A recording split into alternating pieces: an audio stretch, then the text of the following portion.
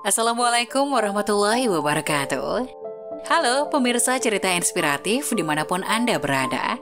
Salam sejahtera untuk kita semuanya. Semoga kita semua dalam keadaan sehat dan tetap dalam lindungannya. Kembali lagi dengan kami di channel Cerita Inspiratif, di mana kita akan berbagi kisah-kisah inspiratif penuh makna untuk Anda simak.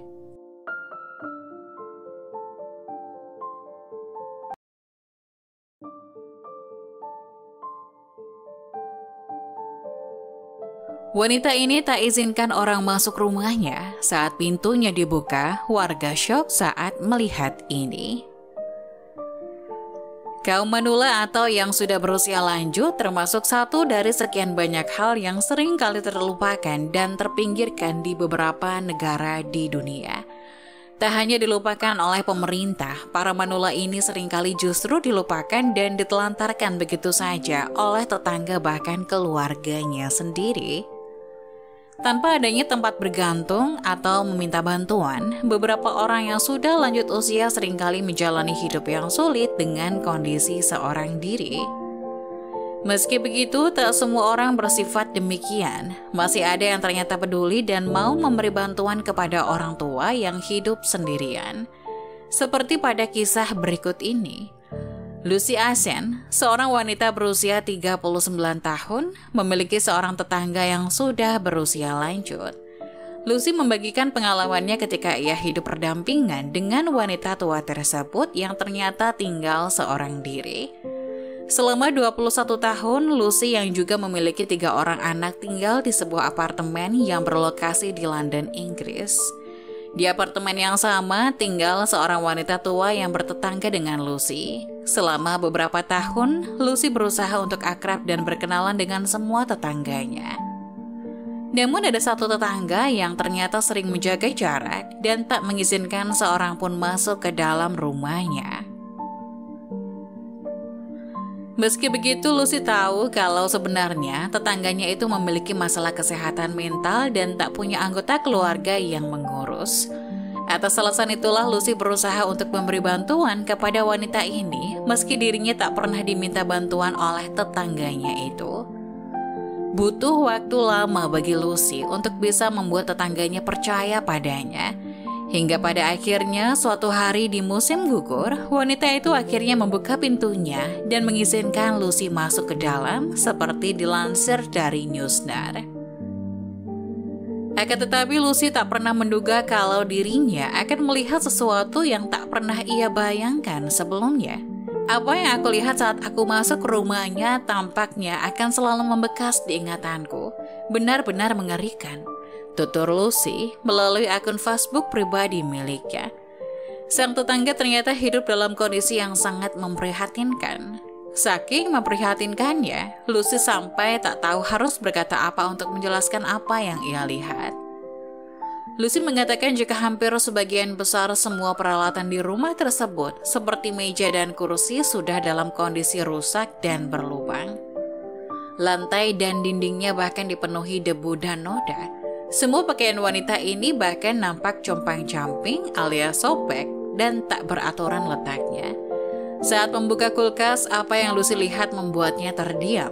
Kulkas tersebut kosong dan hanya berisikan beberapa sampah atau sisa makanan. Yang lebih parah saat ditanya, wanita ini ternyata tidak pernah mandi selama hampir 13 tahun lamanya. Dia bahkan tidur di atas sebuah matras atau kasur yang kondisinya jelek dan kotor. Lucy sadar jika tak ada orang yang seharusnya mengalami hal seperti yang dialami tetangganya. Ia pun menyarankan kalau ia harus melakukan sesuatu mengenai hal itu. Bersama putrinya yang berusia 14 tahun, Lucy pun berinisiatif membersihkan rumah sang tetangga.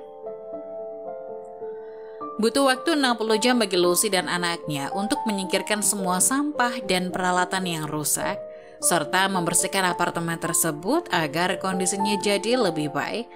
Tak hanya itu, Lucy juga menuliskan kisah wanita ini di akun Facebook dengan harapan ada donatur baik hati yang mau memberikan sumbangan atau bisa membantu memberi barang-barang yang dibutuhkan wanita yang sudah berusia lanjut ini. Aku tak pernah mengira kalau respon yang diberikan netizen di Facebook sangat banyak, benar-benar luar biasa. tulis Lucy di Facebooknya. Banyak orang menawarkan diri untuk membantu dan memberi donasi bagi sang tetangga. Dan dalam waktu 1 hari saja, 80% barang yang dibutuhkan sang tetangga akhirnya berhasil terkumpul. Berkat kebaikan dari Lucy, keluarganya, serta semua orang yang sudah membantu kehidupan wanita ini pun akhirnya menjadi lebih baik. Kini, sang tetangga sudah bisa tidur dengan lebih nyenyak di rumahnya yang sudah lebih bersih. Peralatan di rumahnya juga sudah diganti dengan yang baru. Pakaiannya juga semua sudah diganti dengan yang lebih baik dan kulkasnya pun sudah diisi dengan persediaan makanan. Tapi di balik semua itu, sang tetangga akhirnya tak lagi merasa sendirian. Wanita ini benar-benar diselamatkan dari rasa kesepian dan hidup yang tidak layak. Hidupnya sekarang sudah lebih baik dan aku harap dia bisa menghabiskan sisa-sisa hidupnya dengan rasa nyaman dan dikelilingi oleh orang yang sayang dan peduli padanya. Tulis Lucy.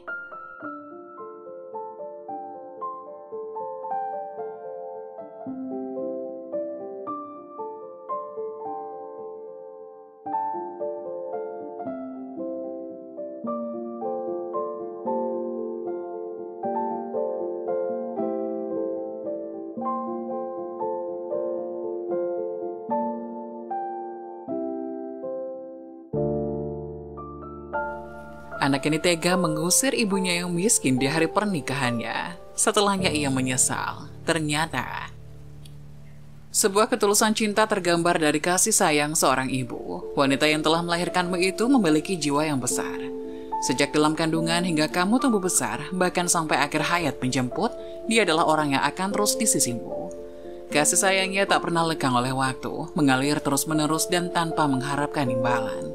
Meskipun sadar atau tidak, kamu sering menyakitinya. Ucapan sinis, bentakan, hingga cacian mungkin pernah kamu lakukan. Tapi kata maaf darinya tak pernah lepas untukmu. Dia adalah wanita yang rela menerima keadaanmu seburuk apapun kamu dan seperti apa kondisimu. Jadi apa yang sudah kamu lakukan untuk sang ibu? Seperti kisah yang dialami Faris, kisah ini dimulai di sebuah desa kecil yang jauh dari hiruk-pikuk kota besar. Di desa itu ada seorang ibu yang bernama Siti yang hidup bersama anak laki-lakinya, Faris. Mereka adalah satu-satunya keluarga yang tinggal di rumah kecil di pinggir desa. Siti adalah seorang ibu yang begitu mencintai anaknya, yang merupakan satu-satunya anaknya. Pada awalnya Faris adalah anak yang patuh dan rajin, namun seiring berjalannya waktu ia mulai terjerumus ke dalam pergaulan yang buruk. Ia sering terlibat dalam hal-hal yang melanggar hukum, termasuk perjudian dan penggunaan narkoba. Siti merasa sangat sedih melihat perubahan yang terjadi pada anaknya. Ia berusaha untuk mendidik Faris dengan baik, tetapi anaknya selalu menolak dan memberontak terhadapnya. Suatu hari, Faris terlibat dalam masalah besar. Ia terlibat dalam sebuah kegiatan ilegal yang membuatnya ditangkap oleh polisi. Siti khawatir dan ketakutan karena tahu bahwa anaknya mungkin akan dihukum berat atas perbuatannya. Namun ia tetap mencintai Faris dengan sepenuh hati. Ketika Faris di penjara, Siti tidak pernah berhenti mengunjunginya. Ia membawa makanan dan pakaian bersih untuk Faris setiap minggu. Meskipun Faris terkadang bersikap kasar dan dingin terhadap ibunya, Siti tetap sabar dan mencoba membantu anaknya merenungkan perbuatannya. Siti tahu bahwa agar Faris bisa mendapat kesempatan kedua dalam hidupnya, ia harus berkorban. Ia menjual sebagian besar harta bendanya dan menggadaikan rumahnya untuk membayar pengacara yang akan membela Faris di pengadilan. Ia tidak peduli dengan kerugian finansial yang besar yang ia alami. Yang terpenting baginya adalah keselamatan dan masa depan Faris. Ketika hari persidangan tiba, Siti berdiri di samping Faris sepanjang proses pengadilan. Meskipun ada banyak bukti yang menunjukkan kesalahan Faris, pengacara yang Siti sewa berhasil mereduksi hukuman Faris menjadi masa percobaan dengan program rehabilitasi. Faris akhirnya bebas, dan Siti merasa lega dan bersyukur. Setelah berbulan-bulan berusaha memperbaiki hidupnya di desa, Faris merasa bahwa ia harus pergi merantau ke Jakarta untuk mencari peluang baru. Ia ingin meninggalkan masa lalunya yang kelam dan memulai hidup yang benar-benar baru. Faris memberitahu Siti tentang keputusannya. Meskipun hati Siti hancur mendengarnya, ia mendukung Faris dengan tulus. Ia membantu Faris dengan persiapannya untuk pergi merantau ke Jakarta. Ia memberikannya beberapa uang yang tersisa dari penjualan harta bendanya, serta memberikan nasihat terakhirnya. Ia berkata, "Faris, aku ingin kau tahu bahwa ibu selalu menyayangimu, tak peduli apa yang terjadi. Ini adalah kesempatan besar untukmu, gunakan dengan baik. Jadilah orang yang baik dan jangan pernah lupakan siapa dirimu yang sebenarnya." Faris mengangguk dengan tulus, merasa terharu oleh dukungan ibunya. Mereka berdua saling berpelukan erat, merasakan kekuatan cinta di antara mereka. Faris pun meninggalkan desa kecil mereka dan berangkat ke Jakarta dengan harapan baru dalam dirinya. Di Jakarta, Faris menghadapi tantangan besar dalam mencari pekerjaan yang sesuai. Meskipun ia memiliki tekad yang kuat untuk memperbaiki hidupnya, persaingan di kota besar sangat ketat. Ia seringkali ditolak dalam berbagai wawancara kerja.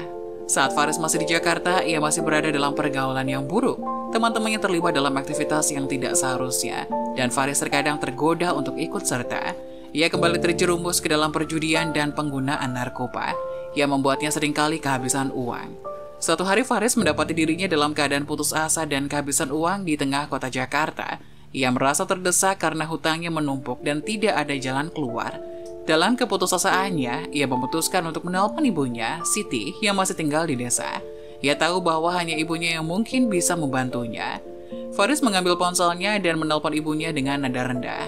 "Ibu," katanya dengan suara yang penuh penyesalan. "Aku benar-benar membutuhkan bantuanmu. Aku sudah kehabisan uang dan hutangku bertambah besar. Tolong Bu, bisakah kau mengirimkan uang padaku? Aku berjanji kali ini aku akan benar-benar mengubah diriku." Siti, meskipun dengan berat hati setuju untuk mengirimkan uang kepada Faris, ia tidak ingin anaknya terlantar di Jakarta. Dan cintanya sebagai seorang ibu membuatnya merasa tidak bisa menolak. Namun Siti juga merasa sedih dan khawatir bahwa Faris masih belum belajar dari kesalahannya. Setelah menerima uang dari ibunya, Faris merasa lega, tapi juga merasa sangat bersalah. Di desa, Siti adalah seorang ibu yang gigih dan tidak pernah mengeluh. Meskipun hidupnya jauh dari kemewahan, ia bekerja keras untuk mencari nafkah untuk dirinya sendiri dan untuk Faris. Siti menjalani pekerjaan berat di ladang dan mencari pekerjaan tambahan untuk mengumpulkan uang. Setiap kali Faris menghubunginya untuk meminta uang, Siti akan berusaha keras untuk mendapat uang tersebut. Ia meminjam uang dari tetangga dan teman-temannya, menghabiskan sebagian besar waktunya mencari pekerjaan tambahan dan bahkan terkadang menjual barang-barang pribadi yang masih dimilikinya. Siti tahu betapa sulitnya hidup di Jakarta, dan meskipun ia merasa kesal dan khawatir tentang Faris, cintanya sebagai seorang ibu tidak pernah pudar. Ia terus berdoa agar Faris bisa mengubah hidupnya dan menemukan jalan yang benar. Ketika Siti mengirimkan uang kepada Faris di Jakarta, ia berharap bahwa Faris akan menggunakan uang tersebut untuk memperbaiki hidupnya, seperti yang Faris janjikan sebelumnya. Namun yang sebenarnya terjadi adalah Faris kembali terjerumus ke dalam perjudian. Ia membuang uang yang diberikan ibunya untuk bertaruh pada permainan judi, mengikuti teman-temannya dalam aktivitas yang merusak. Ketika Siti mengetahui bahwa uang yang ia kirimkan telah digunakan untuk berjudi, ia merasa sangat sedih dan kecewa. Ia merasa bahwa Faris tidak menghargai pengorbanannya dan kesulitan yang ia alami untuk mengumpulkan uang tersebut. Siti merasa terpukul dan bingung tentang apa yang harus dilakukan untuk membantu Faris. Suatu hari di tengah hiruk-pikuk Jakarta, Faris sedang berjalan-jalan di area yang ramai. Ia berusaha menjauhi pergaulan negatif dan mencari aktivitas yang lebih positif untuk mengisi waktu luang. Ketika berjalan, tiba-tiba ia melihat seorang wanita yang terlihat sangat panik dan cemas. Wanita itu tampaknya menjadi korban cepat yang merampas dompetnya. Tanpa pikir panjang, ia segera berlari mendekati wanita itu dan mengejar pelaku copet tersebut. Ia berhasil menangkapnya dan mengembalikan dompet wanita itu. Wanita itu sangat bersyukur dan berterima kasih pada Faris atas tindakan heroiknya. Ia juga menawarkan sejumlah uang sebagai tanda terima kasih, tapi Faris menolak. "Aku Diana," kata wanita yang ditolong Faris. "Faris," jawab Faris sambil menjabat tangan Diana. Faris merasa bangga dan puas dengan tindakan baik yang telah ia lakukan. Ia merasa bahwa inilah saatnya baginya untuk mengubah hidupnya dan melakukan hal-hal positif. Setelah Faris membantu Diana mengatasi permasalahan yang dialaminya, Diana merasa sangat bersyukur atas tindakan baik Faris. Ia merasa bahwa cara terbaik untuk mengucapkan terima kasih adalah dengan mengajak Faris makan bersama sebagai tanda penghargaan. "Kalau Mas Faris nggak mau aku kasih uang, gimana kalau kita makan bareng aja? Kebetulan ini udah hampir jam makan. Please jangan nolak yang ini, Mas," kata Diana memohon. "Baiklah, kalau kamu memaksa, aku ikut aja," jawab Faris. Diana dan Faris pun bersepakat untuk bertemu di sebuah restoran lokal yang mereka sukai. Mereka menghabiskan waktu makan bersama, bicara tentang kehidupan, impian. Faris juga menceritakan bahwa dirinya adalah mantan napi yang sedang berusaha merubah hidupnya jadi lebih baik. Mendengar cerita itu, Diana merasa tersentuh. Ditambah dirinya baru saja ditolong pria itu. Ia merasa ketulusan Faris sampai kepadanya pada saat itu. Ketika Faris dan Diana sedang menikmati makan siang bersama, selain mendengarkan cerita Faris, Diana akhirnya mengungkapkan bahwa sebenarnya ia sedang janjian makan siang dengan ayahnya, tapi ayahnya bakal telat karena masih rapat. Mendengar perkataan Diana, Faris jadi merasa kikuk dan tidak enak. Bagaimana seorang seperti dirinya bisa duduk bersama dengan gadis cantik yang terlihat kaya raya ini? Semua yang dipakai Diana terlihat serba mahal dari atas sampai bawah. Setelah memandangi Diana, Faris pun memandangi dirinya sendiri dari atas sampai bawah. Ia pun baru sadar betapa buruk penampilannya hari itu, berkeringat karena mengejar copet, lusuh, kurus, hitam, tak terawat. Hingga saat Faris sedang sibuk memperhatikan penampilan dirinya, tiba-tiba ayah Diana pun datang. Ayahnya tergolong tua, tapi karisma yang dimiliki sangat luar biasa. Sekali senyum saja, Faris langsung segan melihatnya. "Ayah, kenalin ini Faris. Faris, kenalin ini ayah aku, Haris." Setelah saling berjabat tangan dan duduk, Diana pun mulai memperkenalkan Faris pada ayahnya. "Ayah, tadi Diana kecopetan," rengek Diana. "Astagfirullah, kamu gak apa-apa kan sayang?" tanya ayahnya khawatir. "Alhamdulillah ya, Diana gak apa-apa. Semua berkat Mas Faris yang nolongin Diana. Mas Faris juga berhasil membekuk copetnya dan ngembaliin dompet Diana," terang Diana. Ketika Diana mulai menceritakan kebaikan yang telah dilakukan Faris, ekspresi wajahnya berubah. Ia menjadi berminat dan tersenyum terbahak-bahak saat mendengar cerita Diana. Diana menceritakan bagaimana Faris telah menolongnya ketika ia menjadi korban copet, dan bagaimana Faris menolak uang sebagai tanda terima kasih. Pak Haris mendengarkan dengan penuh perhatian, dan ketika ia selesai, ia menatap Faris dengan hormat. Pak Faris berkata, "Faris, terima kasih atas tindakan baikmu. Ini adalah hal yang jarang kita temui di tengah keramaian kota ini. Saya percaya bahwa tindakan kebaikan selalu dihargai, dan aku berharap kamu akan terus berbuat baik dalam hidup." Faris merasa sangat tersentuh oleh kata-kata bijak Pak Haris dan terkejut oleh respon positifnya. Ia pikir semua orang kaya di dunia ini adalah sombong dan arogan, tapi ia tidak melihat kesombongan itu pada diri Diana dan Pak Haris. Faris pun melanjutkan adegan makannya dengan nyaman. Saat makan berlangsung, Pak Haris semakin tertarik pada Faris. Ia merasa bahwa Faris memiliki potensi dan semangat untuk perubahan positif dalam hidupnya. Pak Haris pun bertanya kepada Faris tentang pekerjaan dan rencana masa depannya. "Faris, aku mendengar bahwa kamu mencari pekerjaan di Jakarta. Apakah kamu memiliki rencana khusus? Apa yang kamu inginkan dalam karirmu?" tanya Pak Haris. Faris menjelaskan tentang usahanya untuk mencari pekerjaan yang sesuai dengan minat dan keterampilannya. Ia juga bercerita tentang tekadnya untuk meninggalkan masa lalunya yang buruk dan memulai hidup yang lebih baik. Faris mengakui bahwa ia ingin mencapai keberhasilan dalam karir dan menjadi seseorang yang berarti dalam masyarakat.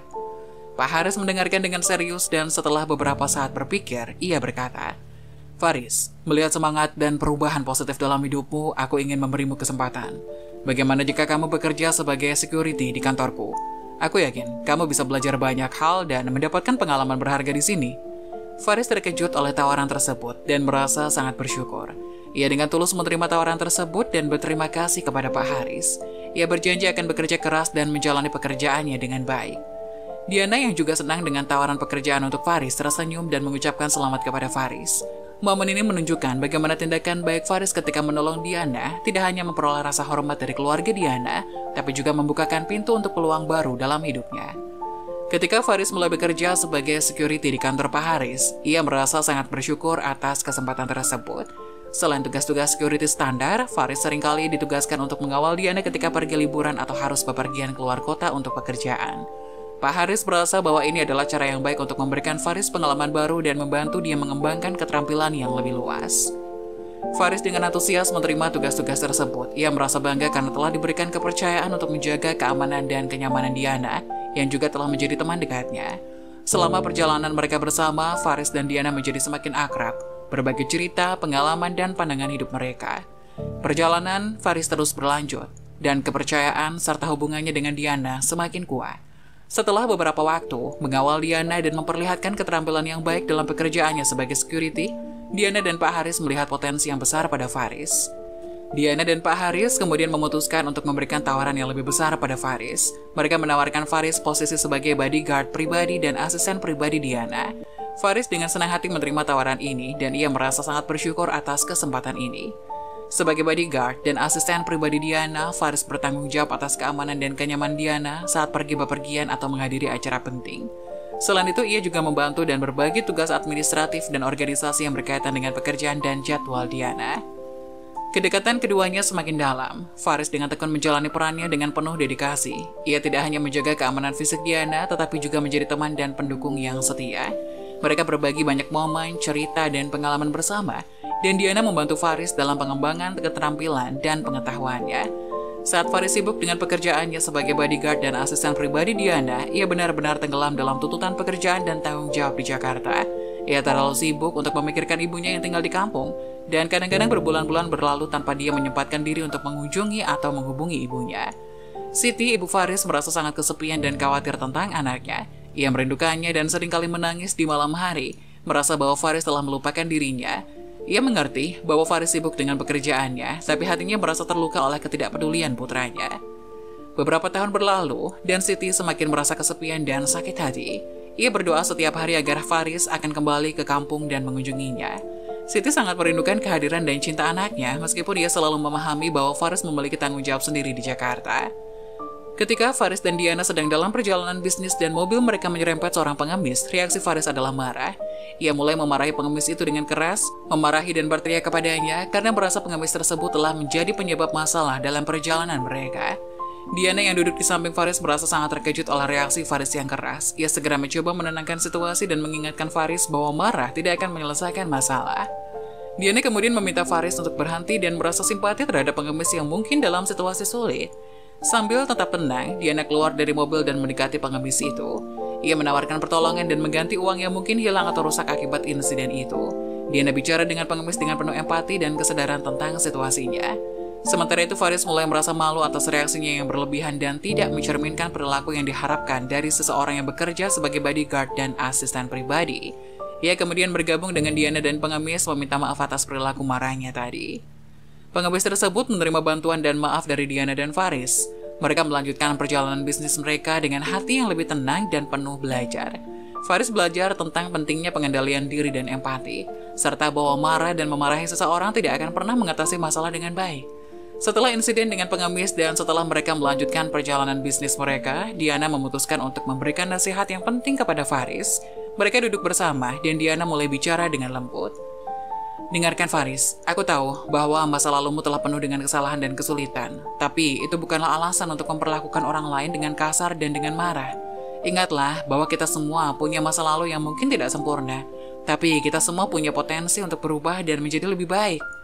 Faris mendengarkan dengan seksama, merasa malu dan bersalah atas reaksi yang tidak pantas terhadap pengemis tadi. Ia mengangguk sebagai tanda pengertian. Diana melanjutkan, setiap orang punya cerita hidupnya sendiri, dan kita tidak tahu apa yang mereka alami atau hadapi. Jadi, kita harus selalu berusaha menjadi baik dan empati terhadap sesama. Terlepas dari latar belakang mereka, ini adalah bagian dari perjalananmu menuju perubahan positif, Faris. Faris lupa kalau Diana adalah contoh sosok sempurna dari wanita yang cantik, kaya, dan baik hatinya. Ia sudah membuktikannya sendiri ketika dirinya yang masih menggembel di Jakarta kini hidupnya berubah drastis karena kebaikan Diana. Saat Diana dan Faris semakin banyak waktu bersama, mereka mulai membangun hubungan yang kuat dan mendalam. Mereka mulai memahami satu sama lain dengan lebih baik, berbagi cerita, impian, dan pandangan hidup. Hubungan profesional mereka sebagai bodyguard dan asisten pribadi berubah menjadi persahabatan yang mendalam. Sekitar beberapa tahun setelah mereka pertama kali bekerja sama, mereka tiba-tiba menyadari bahwa perasaan mereka satu sama lain telah berkembang menjadi lebih dari sekedar persahabatan. Mereka mulai merasakan cinta satu sama lain. Pada suatu hari di saat mereka sedang dalam perjalanan bisnis, Faris akhirnya mengungkapkan perasaannya pada Diana. Ia berkata dengan tulus, Diana, selama ini kita telah berbagi begitu banyak hal bersama dan aku merasa bahwa perasaanku telah berubah. Aku mencintaimu. Diana tersenyum dengan lembut, merasa bangga dan bahagia atas pengakuan Faris. Ia juga merasa bahwa perasaannya terhadap Faris sama kuatnya. Faris, aku juga mencintaimu. Perjalanan ini telah membawa kita bersama dan aku tidak bisa membayangkan hidupku tanpamu. Mereka berdua merayakan momen tersebut dengan pelukan yang penuh cinta dan perasaan mereka semakin dalam. Mereka mulai menjalani hubungan romantis mereka dengan penuh kasih sayang dan dukungan satu sama lain. Setelah Diana dan Faris mengungkapkan perasaan mereka dan memutuskan untuk menjalani hubungan romantis, Pak Haris, ayah Diana, merasa senang melihat putrinya bahagia. Ia menyadari bahwa Faris adalah seseorang yang memiliki dedikasi dan telah membantu Diana selama bertahun-tahun. Ia merasa bahwa Faris adalah orang yang tepat bagi putrinya. Pak Haris memutuskan untuk memberikan restu mereka dan mendukung hubungan keduanya. Ia percaya bahwa cinta mereka adalah hal yang baik dan bahwa mereka akan menjadi pasangan yang saling mendukung dalam perjalanan hidup masing-masing. Ketika Diana dan Faris memberitahu Pak Haris tentang hubungan mereka, ia merespon dengan senyum dan kata-kata yang penuh kasih. Saya senang melihat kalian bahagia bersama. Faris, saya tahu Anda adalah orang yang baik dan Anda telah membantu Diana selama bertahun-tahun. Saya memberikan restu untuk kalian. Diana merasa sangat bersyukur atas restu ayahnya, dan Faris merasa lega bahwa mereka memiliki dukungan dari keluarga Diana. Ini adalah momen yang penuh sukacita dan pengakuan atas cinta mereka. Faris dan Diana akhirnya memutuskan untuk mengikat janji pernikahan mereka. Mereka merasa bahwa hubungan mereka adalah sesuatu yang istimewa dan mereka ingin menghabiskan sisa hidup mereka bersama-sama. Mereka mulai merencanakan pernikahan mereka dengan penuh semangat, memilih tanggal, tempat, dan semua detail penting lainnya. Mereka juga mulai menyebar undangan pernikahan kepada teman dan keluarga mereka termasuk Pak Haris, ayah Diana yang sangat mendukung hubungan mereka. Ketika undangan pernikahan dikirimkan, keluarga dan teman-teman mereka bahagia dan senang untuk merayakan momen istimewa ini bersama mereka. Pernikahan keduanya diharapkan menjadi acara yang mempesona dan penuh cinta. Tono, teman Faris yang telah mengenalnya sejak lama, sangat senang mendengar kabar itu. Ia merasa bahwa ini adalah momen yang istimewa dan penting dalam hidup Faris. Tono merasa senang karena telah menyaksikan perubahan positif dalam hidup Faris, dari masa lalu yang sulit hingga kini menjadi seorang yang bahagia. Tono merasa bahwa ia harus berbagi kebahagiaan ini dengan ibu Faris yang tinggal di kampung. Ia tahu betapa besar peran Siti, ibu Faris, dalam hidup Faris, dan bahwa kabar pernikahan ini akan menjadi berita yang sangat penting dan menggembirakan bagi Siti. Tono segera menghubungi Siti dan memberitahu kabar baik tersebut. Ia menceritakan tentang pernikahan Faris dan Diana, serta bagaimana kisah cinta mereka telah membawa kebahagiaan dalam hidup Faris. Siti sangat bahagia mendengar kabar ini dan merasa sangat bersyukur. Siti merasa senang bahwa Faris telah menemukan cinta sejati dan bahagia dalam hidupnya. Ia juga merasa bangga bahwa anaknya telah mengatasi masa lalu yang sulit dan telah menjadi orang yang lebih baik. Ia bersyukur bahwa Faris sekarang memiliki teman-teman seperti Tono yang merawatnya dengan baik dan membagikan kabar bahagia ini. Siti merasa sangat bahagia dan bersemangat mendengar kabar itu. Ini adalah momen yang ia tunggu-tunggu, dan ia merasa sangat bersyukur bahwa Faris telah menemukan cinta sejati dan bahagia dalam hidupnya. Setelah mendengar kabar itu, ia langsung bersiap-siap untuk pergi ke Jakarta dan menghadiri pernikahan Faris.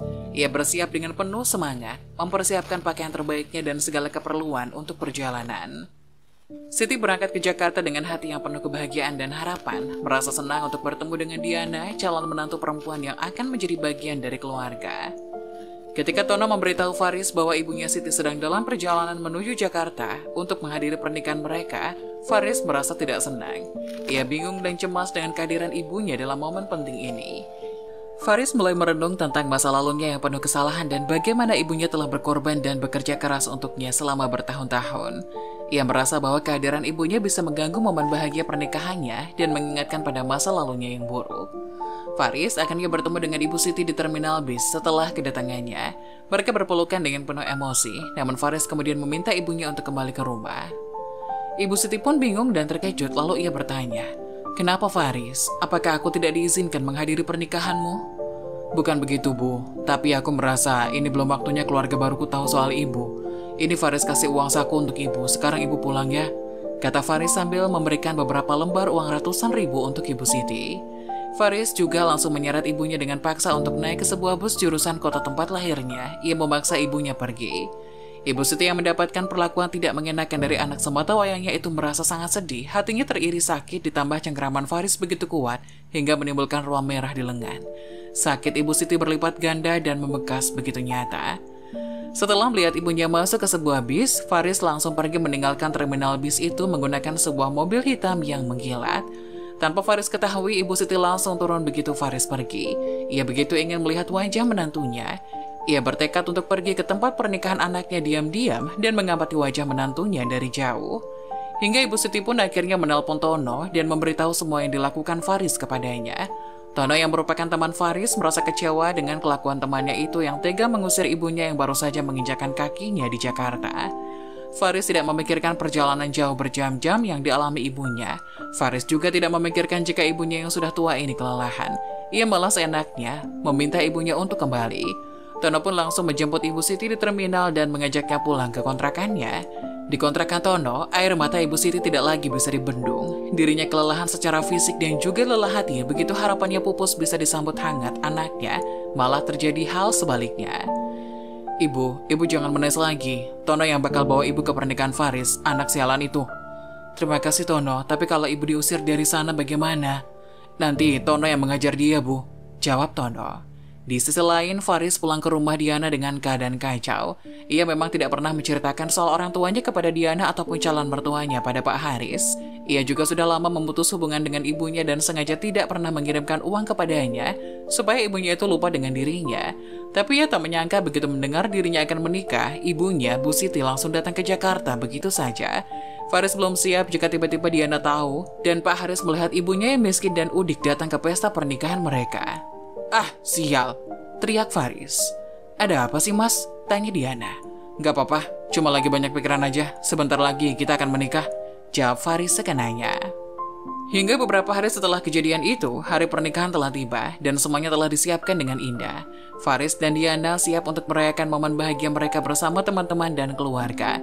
Namun tiba-tiba saat mereka berdiri di pelaminan, Faris sangat terkejut ketika melihat ibunya Siti tiba-tiba muncul di lokasi pernikahan. Faris merasa sangat terkejut dan cemas melihat ibunya hadir. Ia merasa malu dan khawatir bahwa kehadiran Siti mungkin akan mengganggu pernikahan mereka. Faris yang merasa bersalah karena tidak pernah memberitahu Diana tentang masa lalunya yang sulit dan hubungannya dengan ibunya, merasa tidak siap menghadapi situasi seperti ini. Diana yang berdiri di samping Faris tidak tahu apa-apa mengenai itu. Begitu Diana lengah dan mendatangi teman-temannya, Faris langsung menghampiri ibunya yang datang bersama Tono.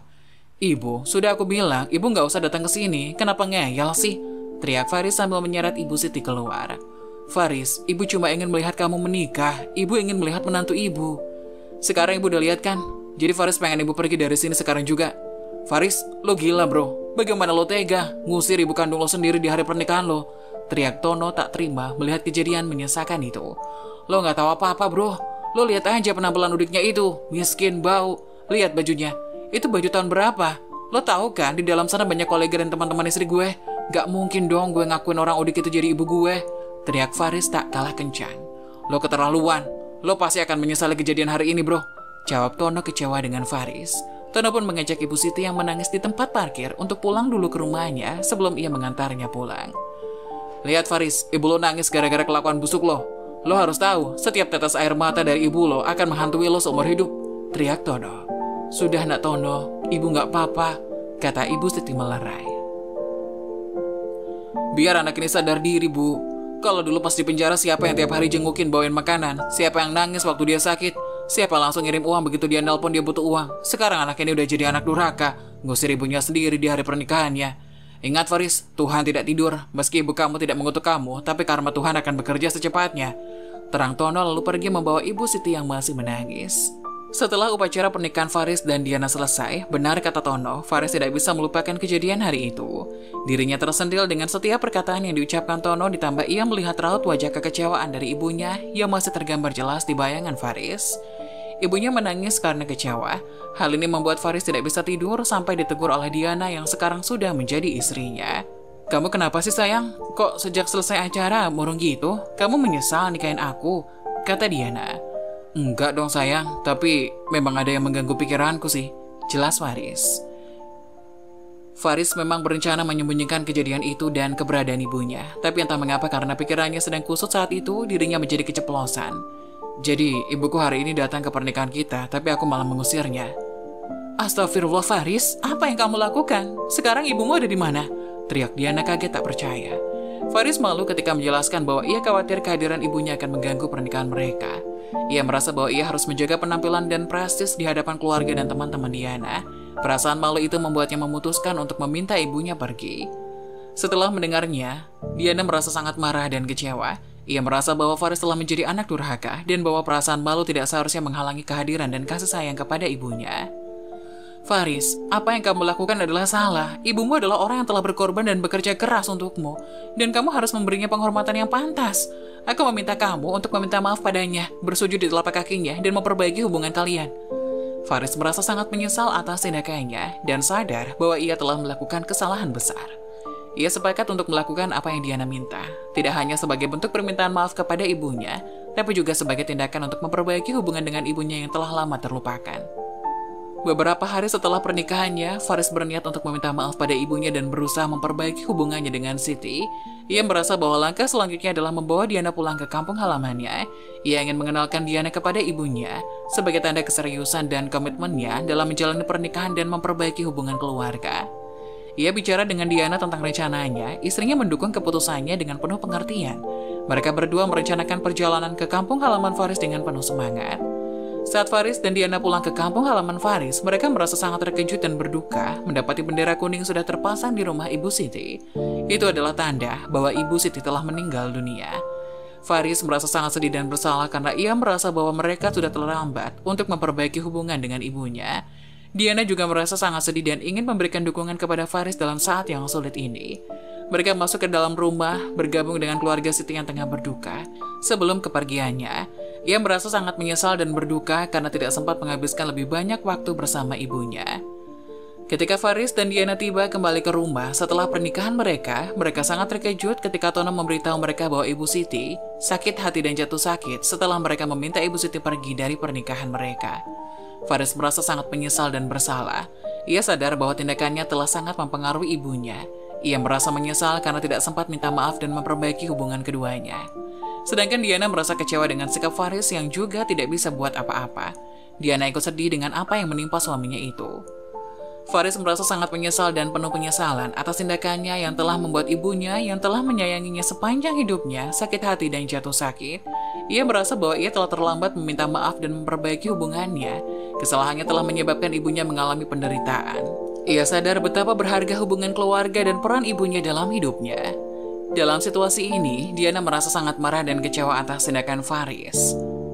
Ia merasa malu memiliki suami yang telah bertindak dengan tidak pantas terhadap ibunya sendiri.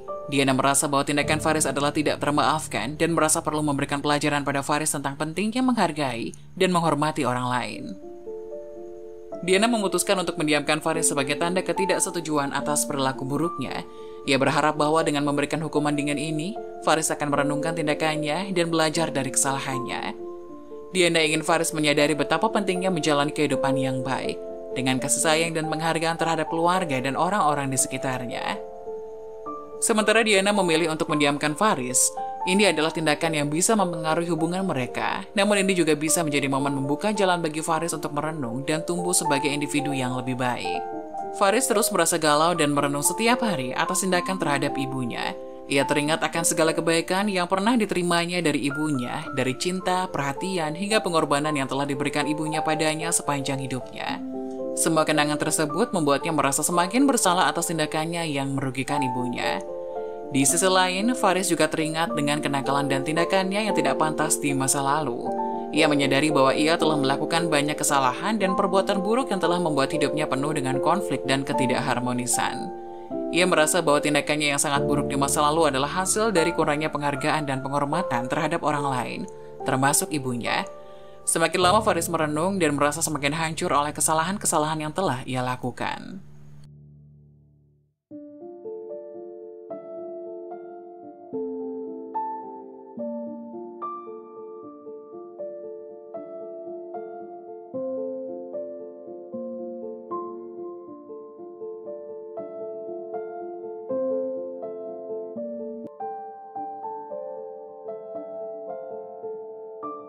Mana menurut kalian? Jangan lupa tulis pendapat kalian di kolom komentar ya. Wassalamualaikum warahmatullahi wabarakatuh.